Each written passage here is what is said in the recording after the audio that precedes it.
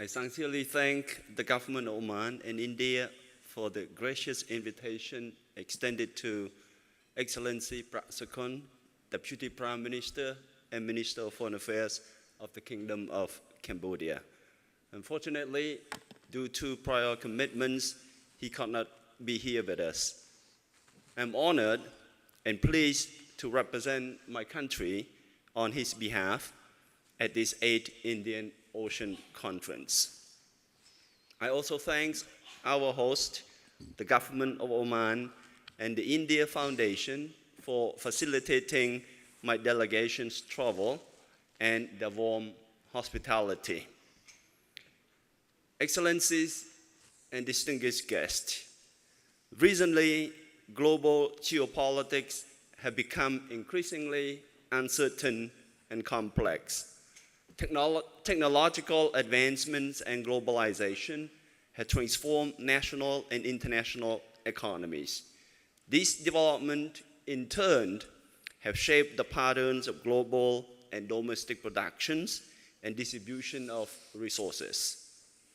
The rise of emerging economies have tilted the balance of power in the international system. All these developments have generated uncertainty, anxiety for the world community. The world has witnessed boiling conflict and rising tensions in many regions. At the same time, the world is also facing non-traditional threats of a transnational nature, such as climate change, human and drug trafficking, and illegal fishing.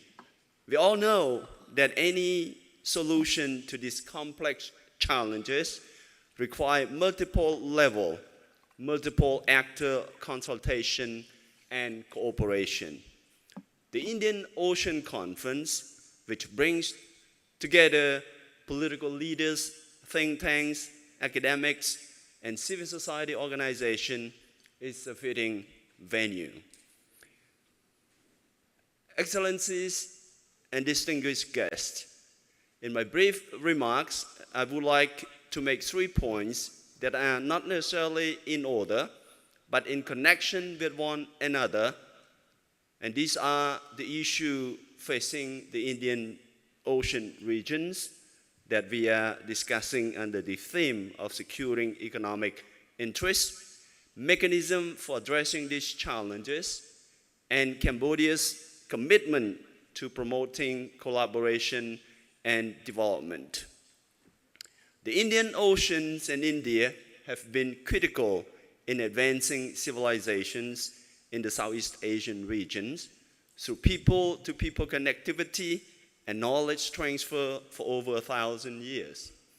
In recent decades, India has accelerated that connectivity through its Look East and subsequent Act East policy.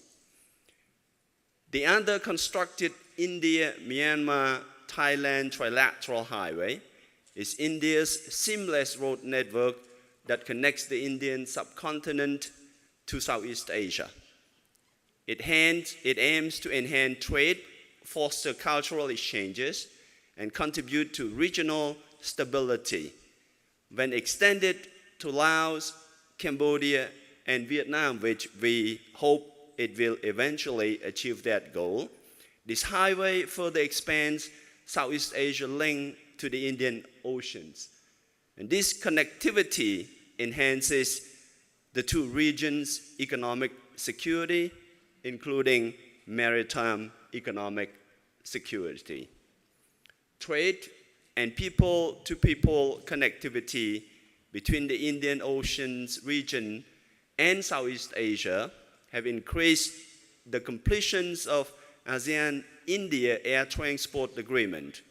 Bilateral Cambodia established direct flight with India, a service that has increased the number of inbound and outbound tourists for the two countries. The untapped economic potential exists in the Indian Ocean regions, and the Cambodian government has engaged with the region's government to unearth such potential. Cambodia has designated Ocean Festival to promote the development of maritime tourism.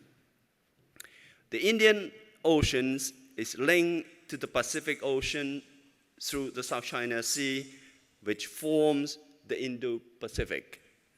Given the region's geostrategic significance and abundant natural resources, the Indo-Pacific has become a zone of strategic rivalry. World superpowers and middle powers form their Indo-Pacific initiative or strategy. If not properly managed, this varying initiative will generate mistrust, leading to potential conflict. In this context, Cambodia supports all initiatives and strategies for the Indo-Pacific region as long as 1, it promotes peace and development, 2, do not oppose any country, and 3, support ASEAN centrality. I have followed dialogues of past Indian Ocean conferences, and I sense that participants stress the vital role of multilateral institutions in fostering dialogue to promote peace and development and to secure economic development.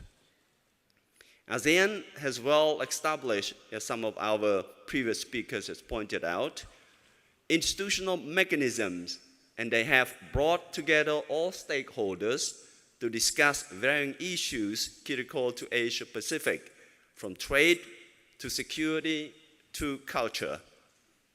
ASEAN adopted the Outlook on the Indo-Pacific, AOIP, to tackle significant challenges in the maritime sector.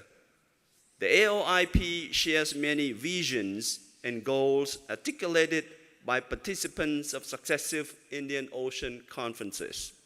Many of those issues have been echoed in this year's conference, such as securing maritime economic interests.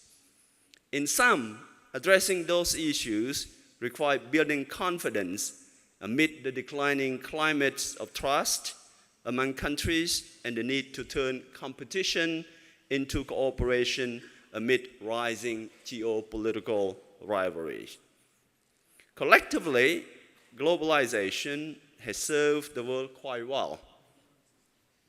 It has expanded world trade, promoted economic growth, and reduced poverty. However, as I stated earlier, certain countries' patterns of wealth distribution have generated discontent with globalization. Popular discontent has turned some countries toward trade protectionism. Consequently, multilateral system is experiencing significant stress under the weight of changing world order and isolationist impulses. ASEP, an ASEAN-centered trade arrangement, have promoted free trade and resilient supply chains, and all members of the Indian Ocean region might find it beneficial to collaborate under ASEP. Excellencies, ladies and gentlemen, the climate is changing fast, and in many regions, such as the Indian Ocean regions and Southeast Asia, drought, flood, extreme heats, and rising sea level have become more severe and frequent. Rising sea levels have endangered coastal regions and seriously threatened many island nations, affecting their maritime economic security.